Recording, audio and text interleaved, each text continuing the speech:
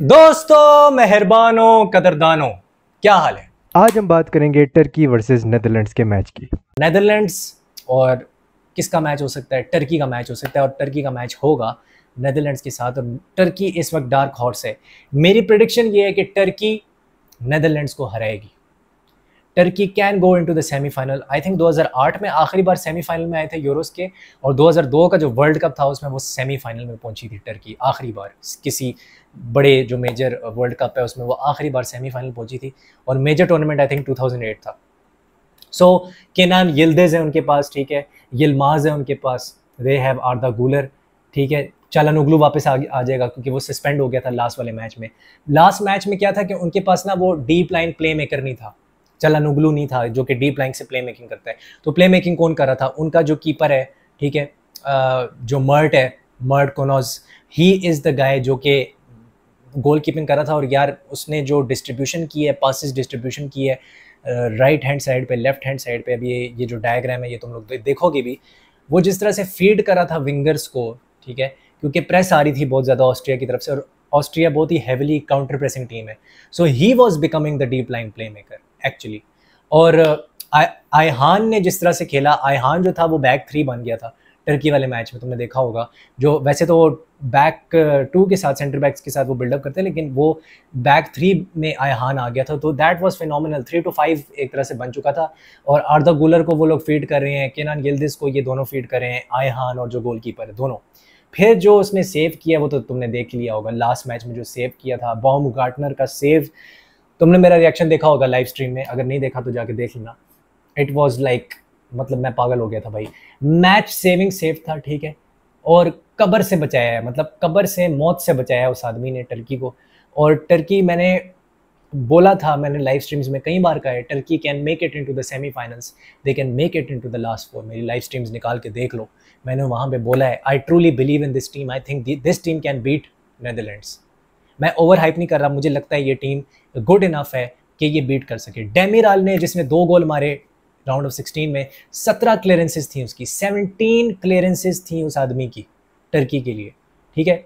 तो ये एक जो विंसेंजो मोंटेला की जो टीम है, वो एक टोटल जो है ना, मैं तुम्हें किस तरह ये समझाऊं कि एक यूनिट की तरह वो खेल रही है। और कादियोग्लो की तुम परफॉर्मेंस देखो, लेफ्ट बैक पे उसने हर एक जो ग्रास है ना, जो ब्लेड ऑफ ग्रास है, उसको उसने कवर किया। तुम ये हीट मैप भी निकाल के देख सकते हो सोफा स्कोर पे।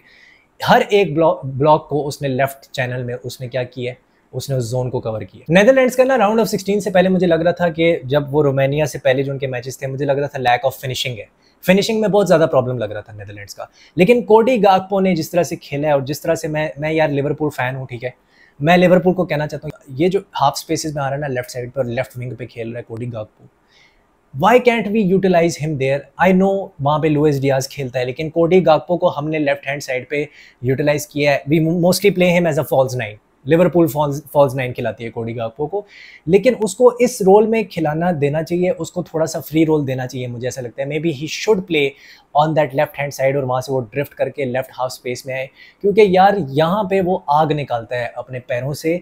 सो द थिंग इज कि वो इस वक्त भाई नेक्स्ट लेवल खेल रहा है, एंड आई ट्रूली बिलीव कि अगर नेदरलैंड्स उसको इसी तरह यूज़ करती रहे, और जावी सिमंस भी इस तरह खेलता रहे, क्योंकि हमारा जो भाई है जावी सिमंस, उसने भी कमाल खेला, और उसने 2 असिस्ट निकाल के दी, उसमें से 1 असिस्ट जो थी वो कोडी गाकपो के लिए ही थी, क्योंकि वो स्पेस में था, उस वाइड स्पेस में था, he was going drifting into that, और बहुत ही अच्छा फिनिश किया नियर पोस्ट के ऊपर, टॉप नॉच फिनिश था वो, मतलब क्या फिनिश था यार, मज़ा आ गया वो देख के। सो दैट वॉज समथिंग जो कि फैसिनेटिंग था मेरे लिए। एक चीज़ ज़रूर है, लोग काफ़ी ज़्यादा जो है ना वो क्रिटिसाइज़ कर रहे हैं कि यार स्टेफन डेरिच को क्यों खिलाया जा रहा है, और वर्जिल वैन डाइक जो है वो अच्छी फॉर्म में नहीं है। पहले मैं आता हूँ वर्जिल वैन डाइक पे।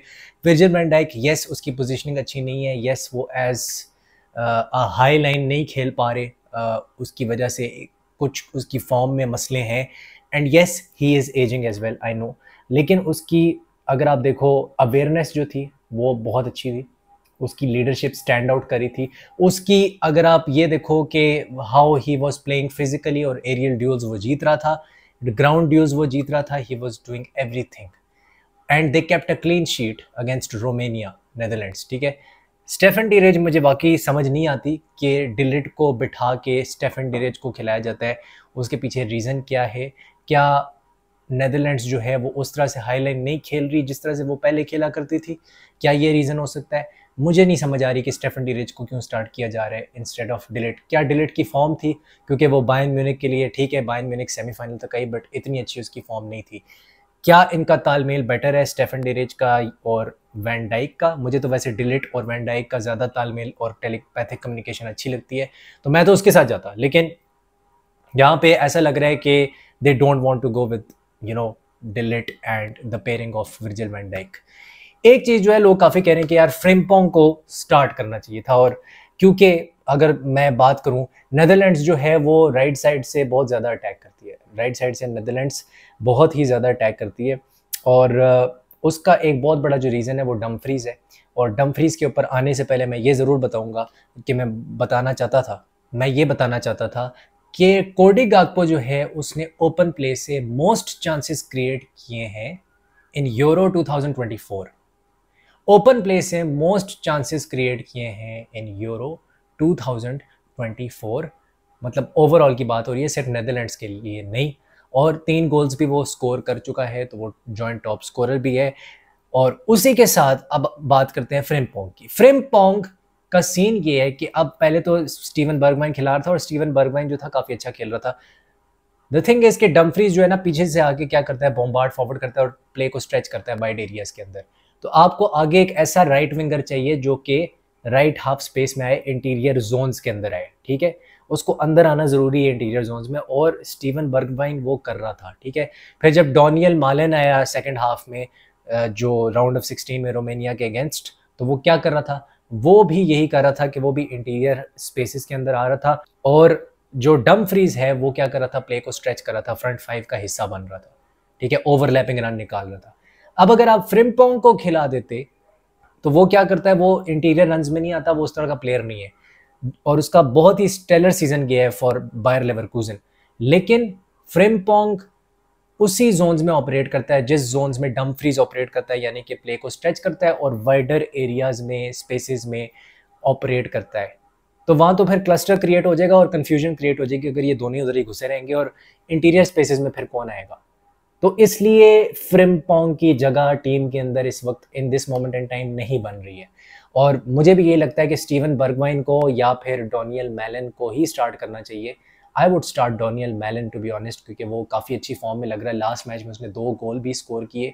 तो ये वो रीज़न है कि फ्रिम्पोंग इज़ नॉट स्टार्टिंग, और maybe he is not going to start for Netherlands any time sooner. अब मैं आ जाता हूँ इंग्लैंड के ऊपर, जो कि मेरी ऑब्वियसली फेवरेट टीम है। 2010 से मैं इंग्लैंड को सपोर्ट कर रहा हूँ, और 2016 में जब आइसलैंड ने लात मार के इंग्लैंड को बाहर निकाला था, तब भी मैंने इंग्लैंड को सपोर्ट किया था। Those were dark days of Roy Hodson. जब आप इंग्लैंड की फुटबॉल देखते हो ना, तो आपको ऐसा लगता है, आपका दिल करता है कि आप मेंटल असाइलम में चले जाओ, क्योंकि आप पागल हो जाते हो, आपका दिमाग ख़राब हो जाता है। आप कहते हो यार ये क्या देख रहा हूँ मैं पेंट को दीवार के ऊपर सूखता हुआ क्यों देख रहा हूँ, मैं अपने 90 मिनट ज़िंदगी के क्यों ज़ाया कर रहा हूँ, क्यों मुझे इस जेल में डाल दिया गया है। ऐसा होता है इंग्लैंड का मैच देखना। इंसान की जो आँखें हैं वो सूख जाती हैं, ठीक है, ये मैच देखने के बाद, ठीक है। और आई थिंक अगर जॉनी सिंस ये मैच देखेगा तो उसके जो स्पर्म काउंट है वो कम हो जाएगा। एनीवेज, बात मैं ये कहना चाहता हूँ कि इंग्लैंड का प्रॉब्लम गैरेथ साउथगेट है, और गैरेथ साउथगेट एक घटिया आदमी है, एक गलीस आदमी है। वो प्रेस कॉन्फ्रेंस में जाके कहता है कि भाई साहब, मैं तो चाहता ही नहीं था कि हम जो है ना यूरोस से ऐसे बाहर निकले, मैं फाइट करना चाहता था एंड तक। I did not want to go without a fight, I wanted to stay in the competition. भाई थोड़ी सी जो है ना अपनी जो नार्सिसिस्टिक बिहेवियर है उससे बाहर निकलो। थोड़ा कोबी माइनो की तारीफ कर दो, डेक्लन राइस की तारीफ कर दो, बेलिंगम की तारीफ कर दो, भाई साका इतना अच्छा खेला उसकी तारीफ कर दो, फोर्टन की तारीफ कर दो, ट्रिपियर की तारीफ कर दो, किसी को की तो तारीफ करो। Marc Guehi was phenomenal in that game, you did not say anything about him, you are just talking about yourself and blabbering about yourself. और इस आदमी ने आज तक कुछ अचीव नहीं किया apart from a bloody semifinal in the world cup, जो कि तुक्के से हुआ था, ठीक है, और फिर एक फाइनल में ये जो 2021 में पहुंचे, और जो वर्ल्ड कप के सेमीफाइनल में गए थे 2018 के अंदर, वो उसमें इनके 80% ऑफ द गोल्स कहाँ से आए थे? सेट पीसेस से। ओपन प्ले से तो कोई कारनामे इन्होंने इतने अच्छे अंजाम नहीं दिए थे, और ये तब से सेट पीसेस में फेल हो रहे हैं। They have been shit in set pieces since then. ठीक है, वो उनका हाई पॉइंट था। अगर वो हाई पॉइंट था तो मुझे नहीं पता फिर लो पॉइंट क्या होता है। दूसरी बात ये है कि आपको पूरी मीडिया, पूरी दुनिया समझा समझा के थक चुकी है mister Gareth Southgate, the mediocre mentality वाले आदमी को, द बुलशिट मैनेजर को, कि भाई साहब एंथनी गॉर्डन को लेफ्ट विंग पे खिलाओ, फिल फोर्डन को लेके आओ सेंट्रल अटैकिंग मिडफील्ड में 4-2-3-1 में, बेलिंगम को डबल पिवट में as a box to box midfielder use करो। ये बकवास कर करके लोग थक चुके हैं, लेकिन इनको सुनाई नहीं दे रहा। मार्क गेही पीछे खिलाओ, स्टोन्स पीछे खिलाओ, और अगर ये तुमसे नहीं हो पाता, you don't have the balls for this, you don't have the balls to change your system, तो भाई फिर छोड़ दो मैनेजमेंट। आप बैक 3 भी खिला सकते हो, लेकिन आप नहीं खिला रहे क्योंकि आप डरते हो। आपने पहले क्या किया? कॉनर गैलेगर को बस के अंदर डाला, 45 मिनट्स वो खेला, वो मेरे ख्याल से सेकंड या थर्ड मैच था ग्रुप का। उसके बाद आपने उसको हटा दिया, फिर कोबी माइनो को लेके आए। पहले आपने ट्रेंट अलेक्जेंडर को, उससे पहले फिर आपने जलील किया। ठीक है, उससे पहले कोबी माइनो को आप पहले खिला देते। कौन रोक रहा था आपको? किसने रोका था आपको कि आप कोबी माइनो को ना खिलाएं और उसको स्टार्ट ना करें? कौन कह रहा था आपको? किसी ने नहीं कहा। You were just so coward कि आपसे ब्रेव डिसीजंस लिए ही नहीं जा रहे थे। जब तक एक प्लेयर फेल नहीं होता था, आप वो ब्रेव डिसीजन नहीं ले पाते थे। ये सिस्टम जो है गैरेथ साउथगेट की, जो गेम प्लान है, उसका जो फॉर्मेशन है या जो भी है, इतना घटिया है कि फोर्डन जैसा एक स्टारलेट, फोर्डन जैसा एक वर्ल्ड क्लास प्लेयर, उसको सिस्टम के अगेंस्ट खेलना पड़ता है। He has to play against the run of play, जो उसकी नेचुरल गेम नहीं है। उसको एज अ लेफ्ट विंगर जो है ना, वहां पे ठूस दिया जाता है और कहा जाता है जी जो टच लाइन है ना, उसको जाके हक करो, ये उसको बोल दिया जाता है। वो हाफ स्पेस का प्लेयर है। कीरन ट्रिपियर की मुझे समझ नहीं आती यार, वो कभी मिडल ऑफ द थर्ड्स में घुस जाता है, उधर भी कुछ नहीं हो रहा होता, वो फाइनल थर्ड में जाता है, उधर भी कुछ नहीं हो रहा होता। कभी अंडरलैपिंग पास निकालता है, कभी ओवरलैपिंग क्रॉस डाल देता है। ठीक है, तो डाले तो किसको डाले? वहां तो कोई बॉक्स में होता ही नहीं है। हैरी केन जब ड्रॉप डीप कर रहा है, वो बॉक्स में घुस ही नहीं पा रहा वापस, उसका पेस ही नहीं उतना कि वो वापस घुस पाए, क्योंकि वो एज कर रहा है। अब वो पास निकाल ही नहीं सक रहा था against Slovakia. He was shit in the link up play against Slovakia. खास तौर पे उसने पूरी गेम के अंदर कुछ नहीं किया सिवाय वो एक्स्ट्रा टाइम में गोल मारने के। ठीक है, उसके टचेस शिट थे, उसका बॉक्स में कोई टचेस नहीं आ रहे थे, वो बॉक्स में घुस नहीं पा रहा था, और वो लिंक अप प्ले भी नहीं कर पा रहा था अपने विंगर्स के साथ और अपने जूड बेलिंगम के साथ। जूड बेलिंगम ने भी पूरे जो ग्रुप स्टेजेस के मैचेस तुम निकाल के देख लो, सेकंड और थर्ड मैच, चलो वो निकाल लेते हैं, उसमें वो टट्टी खेला है। फर्स्ट मैच में अच्छा खेला था, he was phenomenal in the first game, but Jude is a world class player. He should be giving consistent performances, मतलब through and through in every game. वो तो उसने लास्ट मोमेंट में भी स्लोवाकिया के अगेंस्ट भी कोई खास नहीं खेल रहा था जूड बेलिंगम। लास्ट मोमेंट पे उसने वो क्लच मोमेंट गोल निकाला है, और वो फिर वहां से गेम चेंज हो गई है। वो मतलब वो वर्ल्ड क्लास प्लेयर इतना है, क्लच प्लेयर इतना है कि वो एक मोमेंट उसको चाहिए होता है सब कुछ तबाह करने के लिए। लेकिन उस गोल में भी अगर तुम देखोगे तो भाई साहब, Ivan Toney was the reason कि वो गोल हुआ था जूड बेलिंगम का। जो उसने रन निकाला था ना, वो तुम जाके पहले देखना हाईलाइट्स में। पहले जो क्या कहते हैं, वॉकर ले रहा था थ्रो इन, या जो भी थ्रो इन ले रहा था, थ्रो इन पे मार्क गोही ने हेडर जीता है। ठीक है, उसके बीच में वो रन निकाल रहा था। Ivan Toney was making that third man run right in behind, और वहां से स्पेस क्रिएट किया, उसने 2 बंदों को खींच लिया और फिर जूड बेलिंगम ने गोल मारा है। ठीक है, तो ये बहुत से बड़े प्रॉब्लम्स हैं जो कि इंग्लैंड के अंदर हैं, और गैरेथ साउथगेट अपने घटिया सिस्टम से हटने के लिए तैयार नहीं है। वो वही स्टबर्ननेस है जो पहले थी। इंग्लैंड को तीसरे सेंटर बैक की जरूरत है, जॉन स्टोन्स और मार्क गेही के साथ।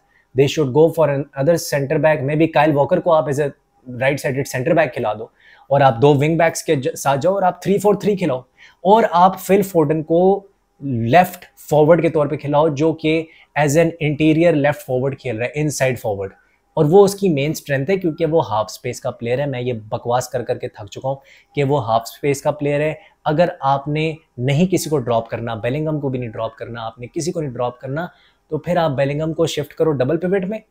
ठीक है, क्योंकि वो खेल सकता है वहां पे, वो वहां पे पहले खेल चुका है, वो खेल चुका है, आधे से ज्यादा करियर उसने वहीं पे खेला है। He can play in that role, और फिर आप वही करो कि यार सेंट्रल अटैकिंग मिडफील्डर में फोर्डन को ले आओ, यही हो सकता। तो वही मसला है कि आप अभी तक आपके अंदर इतना ज्यादा गरूर है, इतना ज्यादा घमंड है कि आपको अभी लगता है कि आपकी वजह से इंग्लैंड ने ये सब कुछ अचीव किया है। यहां तक पहुंची है इंग्लैंड। सेट पीसेस में आप शिट हो, ओपन प्ले में आप शिट हो, एक्सजी आपका घटिया है। मजे की बात यह कि फ्रांस जो है उसने भी अभी तक ओपन प्ले में जो है ना वो गोल नहीं मारा। इंग्लैंड ने तो चलो फिर भी आई थिंक एक आध मार लिया, फ्रांस ने वो भी नहीं किया, जो कि बहुत ही अजीब सी बात है। जो मारा भी है वो ओन गोल था। तो दिस इज समथिंग जो कि बहुत ही अजीब है। एंड जब तक गैरेथ साउथगेट जो है ना वो अपने आप को नहीं देखेगा और जब तक वो जाएगा नहीं, जब तक वो इंग्लैंड छोड़ के नहीं जाएगा, क्योंकि मैं इंग्लैंड से नफरत नहीं करता, मैं इंग्लैंड के किसी प्लेयर से नफरत नहीं करता। I don't hate England, I do not hate any player of England, I hate Gareth Southgate, क्योंकि उसकी मेंटेलिटी मीडियोकर है। और जिस दिन वो छोड़ के जाएगा ना इंग्लैंड को, जिस दिन वो जाएगा, तुम देखना इंग्लैंड उस दिन प्रैग्मेटिक फुटबॉल जो है ना नहीं खेलेगी। If they get a better manager and an attacking minded, attacking philosophy वाला मैनेजर, इंग्लैंड घटिया फुटबॉल नहीं खेलेगी। ये मैं तुम्हें बता दूं कि क्योंकि अब उनके पास ये गोल्डन जनरेशन से भी बेटर प्लेयर्स आ गए। ठीक है, ये गोल्डन जनरेशन से बेटर प्लेयर्स हैं और इनके अंदर टीम हार्मनी है। They have the team harmony. May be ठीक है, शायद इनके पास वेन रूनी जैसा प्लेयर नहीं है, वो मैं कह सकता हूँ, वेन रूनी नहीं है इनके पास, लेकिन then again this is a world class team और ये टीम परफॉर्म कर सकती है, अटैकिंग फुटबॉल खेल सकती है। लेकिन अगर ये प्रैग्मेटिक और बुलशिट मेंटालिटी का जो मैनेजर है गैरेथ साउथगेट, जिससे मैं नफरत करता हूँ, मैं इसकी फिलॉसफी से, मंत्रे से और इसकी सोच से एग्री नहीं करता, मैं इसकी बुलशिट मेंटालिटी से एग्री नहीं कर सकता। He has to go.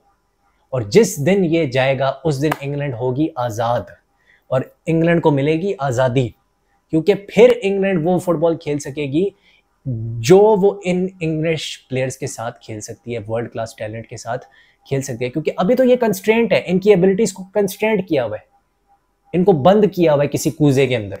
Gareth Southgate ने वो उनको लिमिट कर देता है। अभी वो साका को कहता है भाई कि तू जाके लेफ्ट विंग बैक खेल। साका जो कि राइट विंगर है, साका आके खुद प्रेस कॉन्फ्रेंस में कहता है कि यार मैं क्यों खेलूं लेफ्ट विंग बैक, मैं एक राइट विंगर हूं, मैं एक अटैकर हूं, मेरी जो स्ट्रेंथ है वो तो मिनिमलाइज कर दोगे। इयन राइट ने अगर बोल दिया है तो जरूरी है कि इयन राइट की बात सुननी है। गैरेथ साउथगेट का अपना कोई दिमाग नहीं है। ये साका का मतलब कहने का मतलब था कि यार गैरेथ साउथगेट का अपना दिमाग नहीं है जो वो इयन राइट को सुन के कह रहा है कि भाई मुझे लेफ्ट विंग बैक खिला दो, तुम पागल तो नहीं हो। तो ये जो बकवास डिसीजंस आप ले रहे हो ना कि साका को स्लोवाकिया वाले मैच में आप सेकंड हाफ में लेफ्ट विंग बैक खिलाना शुरू कर दिया आपने पागलों की तरह, इसको बंद करो भाई। और मुझे ये बता दो कि ल्यूक शॉ जो कि एक इंजर्ड प्लेयर है, उसको आप क्यों लेके गए थे जब आपको पता था कि वो तो इंजर्ड है। तारिक मिचेल को ले जाते, वो लेफ्ट बैक था क्रिस्टल पैलेस का, अच्छी फॉर्म में भी था, उसको ले जाते। क्या आप लेके गए? नहीं, because you are a coward man, you are a coward man. और आप गलत प्लेयर्स को गलत पोजीशन में खिला रहे हो। वक्त आ गया कि इंग्लैंड अब बैक थ्री के अंदर या तो जाए या फिर उस 4-2-3-1 में जाए जहां पर एंथनी गॉर्डन जैसे प्लेयर्स को चांस मिले। ठीक है, ट्रेंट को भी आप 3-4-3 में खिला सकते हो, वो आपको कुछ क्रिएट करके देगा। अभी तो आप मिडफील्ड से कुछ क्रिएट नहीं कर पा रहे। कोबी मैनू और डेक्लन राइस वो पासेस निकाल के नहीं दे सकते जो ट्रेंट निकाल के दे सकता है। और बैक थ्री अगर होगी तो ट्रेंट को ज्यादा प्रोटेक्शन मिलेगी, Kyle Walker will be there, Stones will be there, Guehi will be there. लेकिन ये बात गैरेथ साउथगेट को कभी समझ नहीं आएगी। ठीक है, शुक्र है उसने कोबी माइनो को खिला दिया, that was a great shout, और वो बहुत अच्छा खेला, उसकी बहुत अच्छी परफॉर्मेंस थी। लेकिन यहाँ पे इंग्लैंड को होश के नाखून लेने पड़ेंगे। मेरी प्रेडिक्शन ये है कि टर्की जो है, आई बिलीव टर्की जो है वो जीतेगी अगेंस्ट नेदरलैंड्स, और England will lose against Switzerland. England को स्विट्जरलैंड हराएगी। तो मेरी नज़र में स्विट्जरलैंड वर्सेस टर्की का सेमीफाइनल बनता है। गैरेथ साउथगेट का हारना ज़रूरी है इंग्लैंड के बेटर फ्यूचर के लिए एज अ नेशनल टीम। तो ये थी मेरी आज की वीडियो। अगर आप मेरी किसी भी बात से डिसएग्री करते हैं तो मुझे कमेंट सेक्शन में ज़रूर बताना, और अगर ये वीडियो पसंद आई है तो लाइक करना, शेयर करना और सब्सक्राइब करना। I will see you soon in another video. हस्तला विस्ता।